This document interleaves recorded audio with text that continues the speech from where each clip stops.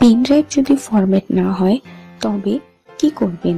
অনেক সময় স্বাভাবিকভাবেই পেন ড্রাইভ বা মেমোরি কার্ড ফরম্যাট হতে চায় না। ভাইরাস বা অন্য কোনো কারণে এমনটা হতে পারে।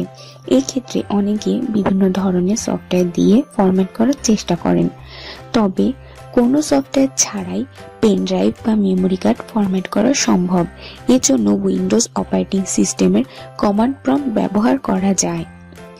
প্রথমে পেন ড্রাইভ বা মেমোরি কার্ডটি কম্পিউটারে যুক্ত করুন। এরপর কমান্ড প্রম্পট চালু করতে স্টার্ট মেনুতে সিএমডি লিখে এন্টার করুন। কমান্ড প্রম্পট চালু হলে ডিস্ক পার্ট লিখে এন্টার করতে হবে। এরপর টাইপ করুন লিস্ট ডিস্ক কমান্ড।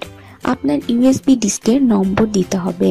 ডিস্ক নম্বর দিয়ে এন্টার দিতে হবে, যেমন সিলেক্ট ডিস্ক 1 যদি আপনার কাঙ্ক্ষিত ডিস্ক নাম্বার 1 হয়।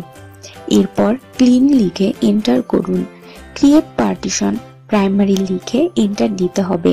ব্যাস হয়ে গেল।